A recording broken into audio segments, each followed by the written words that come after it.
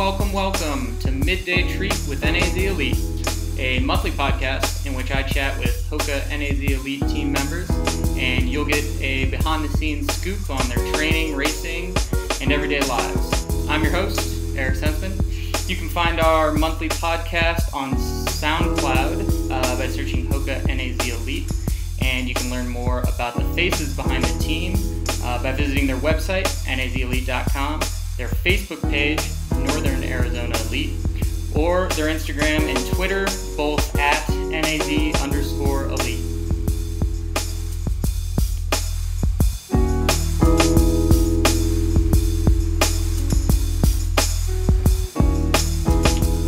Welcome to the HOKA One Midday Treat with NAZ Elite. I'm here with a newly minted member of NAZ Elite, Erin Clark.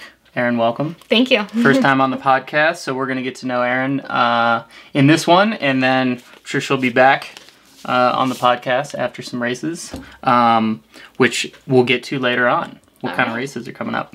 But I want to start with moving to Flagstaff. I don't know how that's going overall, but I do know you had a little bit of an issue getting here today, so I think it'd be worth asking you about. Oh, yeah. So I was rushing out of my apartment, and I generally just kind of like turn the little inside lock and then shut the door behind me, so it's easier than locking the door after you've shut it. Really bad idea. So I lock my car keys and my house keys inside my house. I run down, and I go downstairs into my garage, and I was like, oh, but my car's unlocked. I think I have a spare. Oh, I'm fine. And so I text Ben that I'm being a little late, and I grab my spare, I go upstairs, and my spare doesn't work. No. And so I'm locked out of my apartment. Kyle, the intern, had to come pick me up. Don't know how I'm gonna get back in. So in a sense, you're homeless right now. Yes, I am, yeah. I thought about climbing up onto my balcony railing to get in, but it felt a little risky, and I didn't really want that to be why I get injured right as I joined the team. You know, it didn't seem like a good idea. No, that seems like a bad reason to get injured. Smart move. Yeah. Smart move. So you'll retrieve those hopefully at some point today. So I would like to. Sleep. Yeah. Well, we'll take many steps back before getting back to present day. You grew up in Eugene. Yep. And Eugene has its reputation.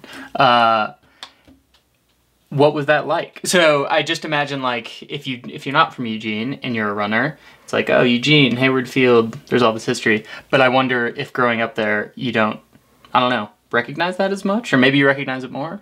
I don't know. I think you don't quite recognize it as much. At least that was my experience. I mean, I definitely knew it was this town that was really interested in running.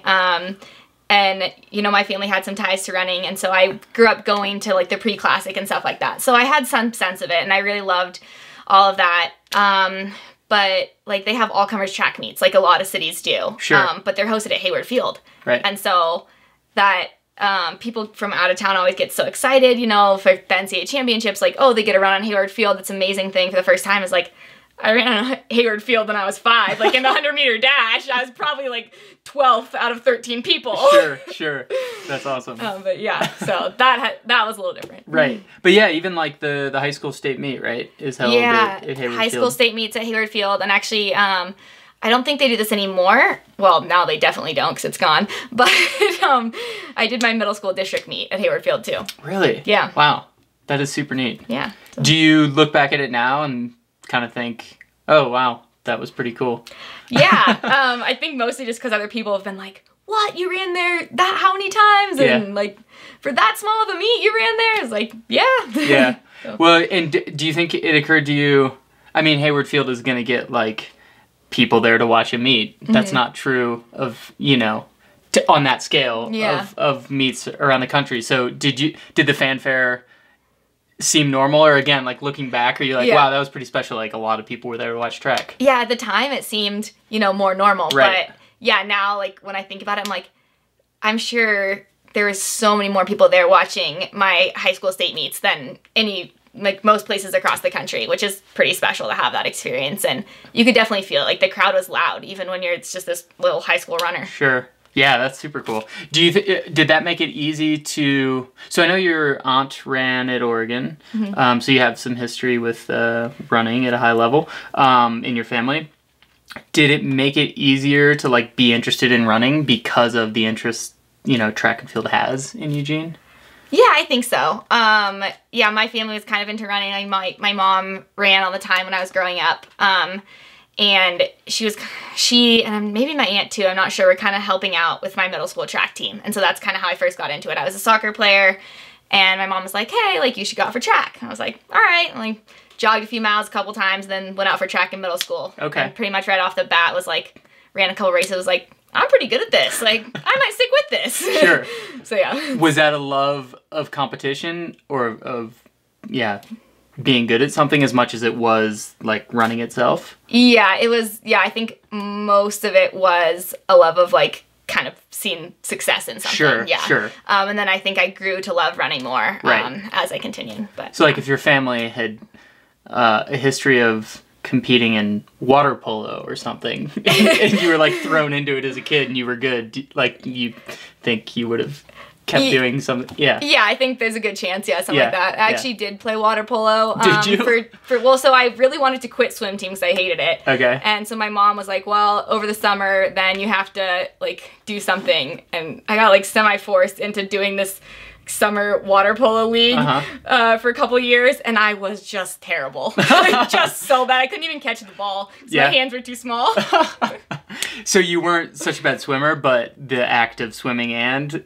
Yeah. I just couldn't catch the ball. Right. It's a pretty important part of water polo from what I've seen. Yeah. I know very little. Well, you also were a Nordic skier, right? Downhill skier mostly, actually. Oh, downhill? Yeah. Okay. Yep. That was my winter sport. Okay. What was the closest resort? Where would you go ski? We generally trained at Willamette Pass, which is a really small mountain, about an hour and a half from Eugene. Mm-hmm. And then we would go up to, like, Mount Hood and then Mount Bachelor for bigger stuff. Cool. So in the Eugene area, is that a big sport, like downhill skiing? Not really in the Eugene area. I kind of did, like, club for a couple years before high school, and then my high school had a high school ski team, but we were, like, pretty bad except for a few individuals, and there was, like, 10 to 15 people on the team. Okay. So, yeah, it wasn't too big, but my family was big into that, too. So, they were? Okay. Yeah. Very cool. So you had success, like you mentioned, sort of from the get-go, and then in high school, I believe you won state meet. Yeah. Twice? Yeah. Yeah, okay. I did my research, so my memory served me well.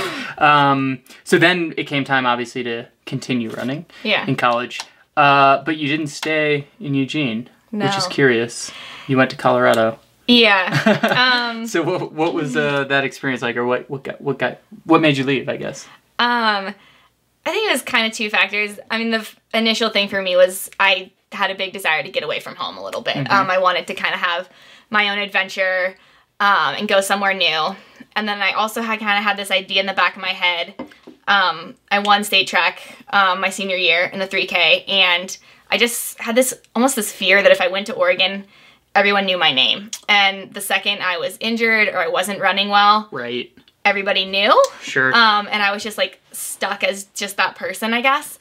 And so for me, getting out of town kind of made everything a little bit more relaxed. And I was a nobody in Colorado. Nobody really knew who I was. And so I could kind of, like, take some of the pressure off. Sure.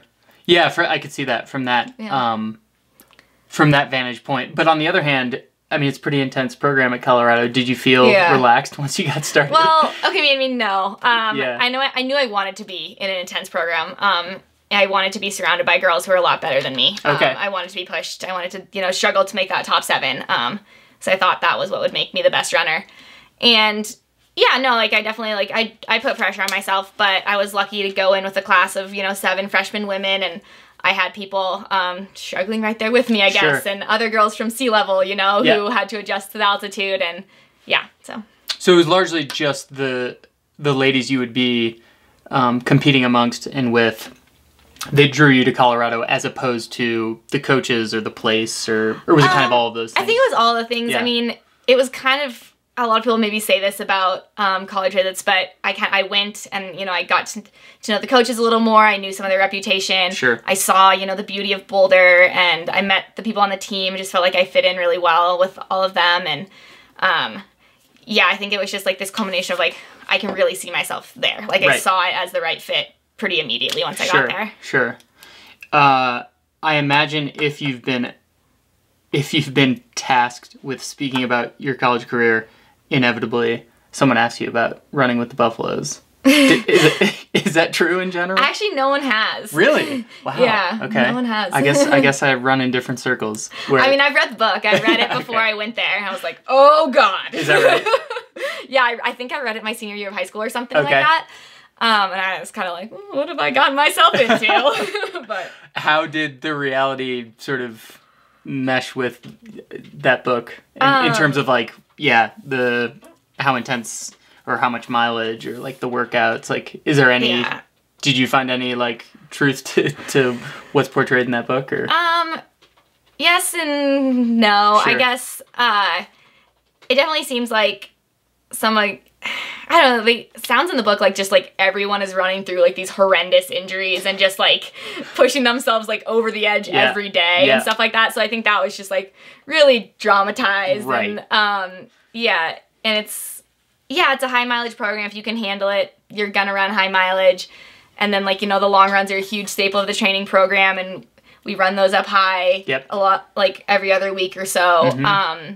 But it's not only that. I think like, there's people who are pretty low mileage and, who only ever did like 10 or 12 miles for a long run, even as like a senior. Sure. So I think it's a little more like well-rounded than it's portrayed in that book. But I think like some of the key tenets of the training philosophy and their approach is pretty accurate, I guess. Sure. Did it take you a while to adjust to high mileage at altitude, or did you? What did you find? So the mileage kind of added on slowly. So when I was a freshman, sophomore, particularly as a freshman, I wasn't running a ton more than I was in high school. And as far as the altitude, I think I was just fairly lucky. I felt like within 2 or 3 weeks, I was completely adjusted. I had one workout I remember doing, it was K's at this grass park, thinking like, oh my God, I can't breathe. But that was really like the only day where I was like, wow, this altitude's really difficult. Like, for the most part, the transition was pretty smooth for me. Okay. I was going to ask you about some of the like key workouts from your time at Colorado, and now that you mentioned that, I don't know, do you know Andy Wacker? Andy has mentioned to me that same workout, the K's on grass. Is that a common workout? Was that a common workout for you? Definitely in the cross country season, we would go to Foothills Park now and then, and the coaches would set up different loops. And so we've done like shorter things there too, like maybe like 500s and stuff there, and then we've done all the way up to probably like K's or 1200s is the longest loop we've done there. But it gets hard because it's rolling hills and you start at different places, so it's kind of a different loop each time. I know I loved going to Foothills Park. Everyone else would be like, oh God! But I liked it. Well, I mean, it makes you strong. Tough, I guess. It does. So that if you like that bodes well probably for like having a career after college, because hopefully that's what you have to do. I think. Was that what was your favorite place to run in Boulder? It's tough. I'm trying to think. I really like El Dorado Canyon, but it's somewhere I'd really only go on my own on like an easy Saturday. I would just do like a 6-mile loop or something like that. But it's a gorgeous place. Same thing with Patasso. For some reason, I just like have this ability to zone out at Patasso and just like jog and like just let my thoughts go. So that's nice. So those, I guess, kind of on my own. And then I like going up high a lot. So I would be kind of hating it, but more kind of loving it when we go to like something like Magnolia. So. Sure. Where it's more, 8,000 feet up there? Something like that, yeah. So, well, we'll get to your transition here to Flagstaff, but I guess 7,000 feet makes you happy. Well, not always in the moment, but... Sure. Reflecting back, since you just finished in May in Colorado, right? Yeah. Does anything stand out as like, that is a performance that I'm really pleased with and I'd like to replicate? Like, is there any one race that you think like... Yeah, I had someone ask me this recently, actually. And it could be because it's just really recent, but the one that comes to mind for me is my 5K at the regional meet, actually. Just because I really wanted to be able to do the double at nationals, and my coaches really wanted me to be able to do that. So I was like, okay, qualified in the 10. I'm like, I have to make this 5K. Yep. And I remember just thinking with like 5 laps or so to go, like I was in, I think 5th, but top 5 auto, and then 6th. I was sitting right on 4th, and then 6th was right behind me. Yeah. And there are 2 girls who are really, really good kickers, and just thinking like, oh God, I was just like in almost more pain than I've ever been in a race. Like I felt like I couldn't keep going, and I was just thinking like, I might get my doors blown off in the last 200. Right. Like what's gonna happen? But I just kept telling myself like, you have to stay here, you have to stay here. And I actually did it. You know, I did stay there, and like ran a PR and everything. So that one stands out to me just because of like that idea of like pushing through the pain that everyone kind of talks about. Right. Yeah. And were there any, I guess, not noteworthy, but memorable letdowns or like the opposite sort of experience when you were at Colorado? Yeah, I mean, anyone who knows my career probably already knows the answer, but my senior year cross, which was not this fall, but the fall before, our women's team was so good. We were talked up all season. You know, I had kind of led the team in most of the races, and then I pretty much phenomenally blew up at nationals, and the team did not win. And so that's definitely the one. Yeah, tough pill to swallow, I guess. Yeah. It took a really long time to get over that one, and it's still like not very fun to think about. Let a lot of people down, I think, but probably learned more from that experience than almost any other race. So. Well, we'll cut this segment out of the podcast and just pretend like it never happened. Yeah. Does that make you kind of hungry to get back into racing cross country? Yeah, I've thought about that a lot.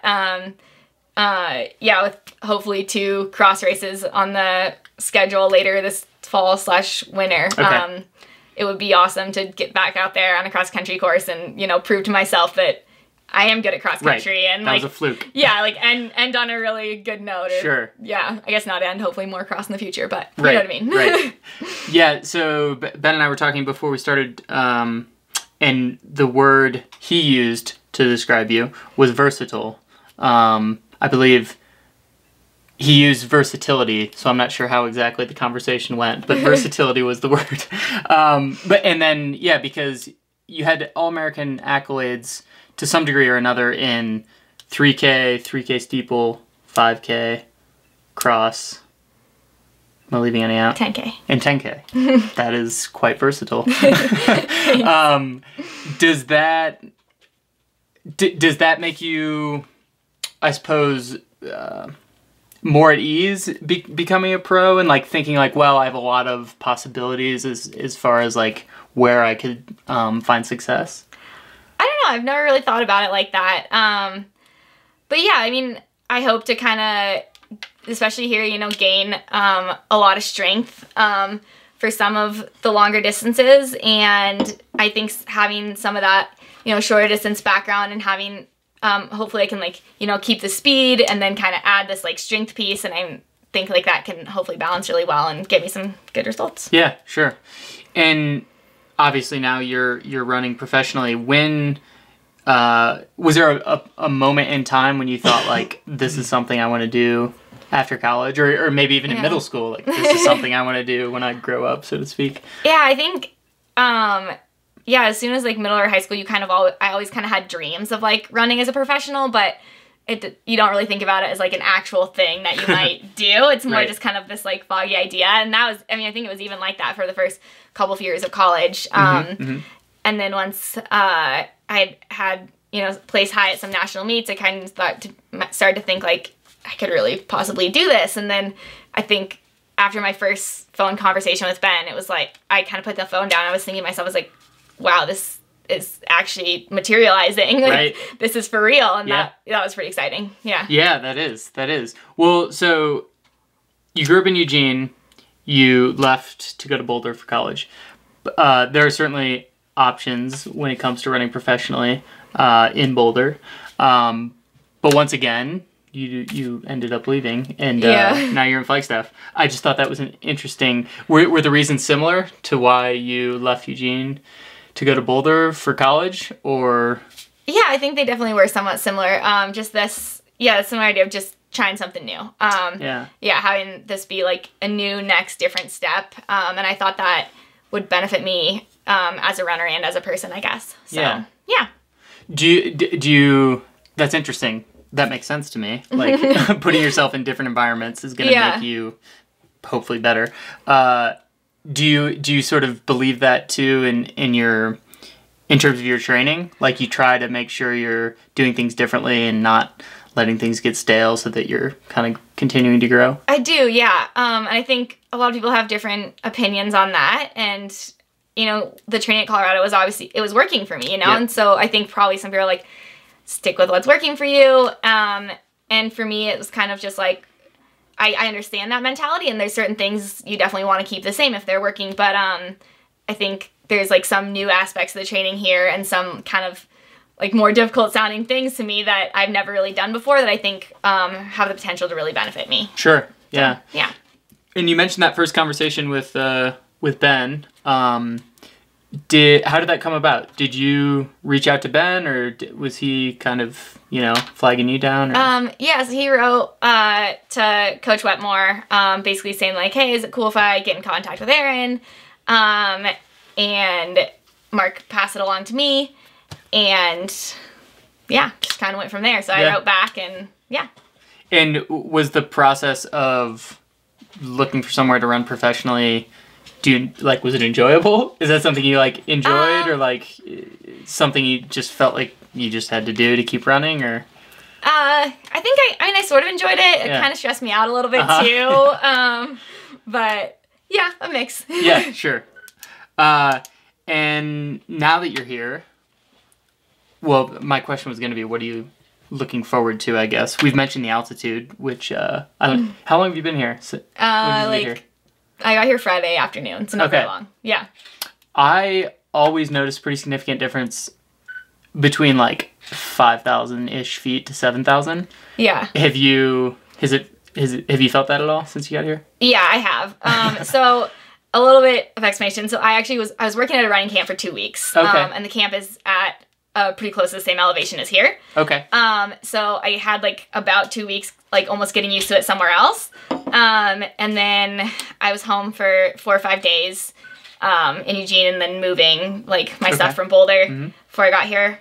And yeah, I mean, I still feel it, but I think I've had like a little more than the actual amount of time I've been here getting used to this altitude, I guess is what I'm trying to say. Right. That was helpful, probably, in getting here. Yeah, definitely. And I feel like you feel it on the hills more than anything, which is interesting to me. Like, I'll be running flat, and I won't hardly notice it, and then I hit a hill, and it's like, what's happening? Yeah. My muscles aren't working like they are supposed to. Yeah. So I hear your first workout is tomorrow. Yeah. Are you anxious for that experience? Not yet. I'm sure I will be tonight or tomorrow morning. Yeah. But yeah, I mean, Danny's pretty new here too, so we'll be in it together, which will be great. And I have a reputation for not being a great pacer, and she has kind of the opposite reputation. So I'm hoping of kind of just judging off of her and going out a little conservatively, and hopefully it'll go all right. Sure. Yeah. And she's coming from sea level.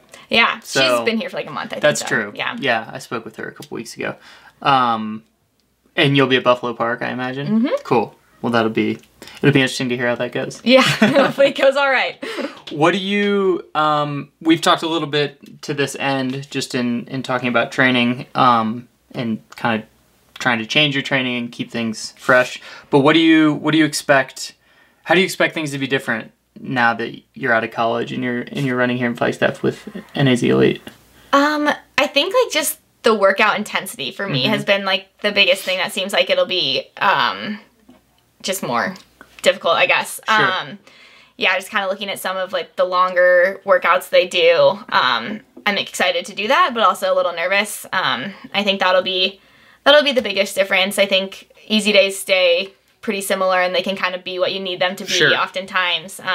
But that'll be an adjustment. And then, just getting used to town, like getting a job and all those things are always, a challenge. They are indeed. Yeah, you found housing though. Well, you're currently homeless as discussed, but once you find your keys. Was that, it's not the easiest thing in Flagstaff to find housing. Was that a chore trying to figure that out? A little bit. But yeah, I found the place kind of quickly, and I was like, oh, this like looks like it could work pretty well. And then Ben was awesome and went and looked at it for me, and cool. just kind of went from there. And the landlords are really nice, and yeah, so it worked out pretty good so far until I locked myself out. Right.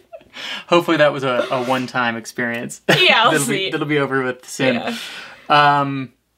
So looking ahead a little bit, well, I guess we can look quite a bit ahead and then look shorter term.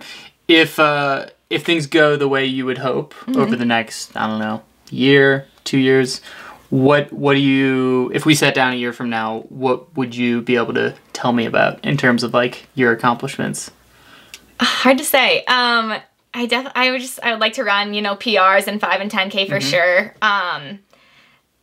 And yeah, it's kind of hard to say. I know I'm running club cross country in December, and it would be awesome to make the team there. Sure. So yeah, being able to make a team or two would be awesome. Yeah, and then just would love to break 32 minutes and get under, draw my 5K PR. I'm not really sure what I would be able to do there, but yeah. That was a difficult question. So. I don't usually like to think too far ahead. I like to, make the little steps as I go. Of course. So let's come back to that, I guess. What's the next little step for you?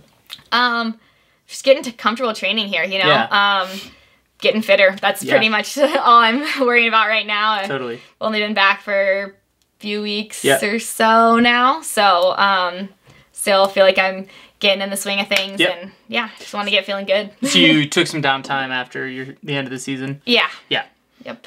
So you're feeling refreshed coming back and getting back into it? Yeah, I took a good couple weeks and just totally chilled out. Sweet. And so I'm feeling, refreshed, excited to get going, and just wanting to work hard. Yeah. Are there any other races? You mentioned the Club Cross in December. Are there any other races coming up you're at liberty to let us know that you're running? I don't think that anything's set in stone yet, but the ones we kind of discussed were potential for the Tufts 10K out in Boston, and then the 5K prior to the New York City Marathon in November. So. And have you had much experience racing on the roads? Never done it. Is that something that excites you? Or? Yeah, I think it'd be awesome, especially the idea of running a 10K that's not 25 laps around a track sounds really nice. It does sound really nice. Yeah. So I think that could be cool for sure, and I've heard the 5K course out there is really hilly. I'm not sure how I feel about that yet. Okay. But yeah, I think it should be fun. Cool. Well, I'm sure we'll be hearing from you many more times in the future. So it was good to get to know you. Thanks. And we'll see you back here soon. Thank you. All right. That's a wrap. Sweet. You did it. Sweet. Thank you. Of course.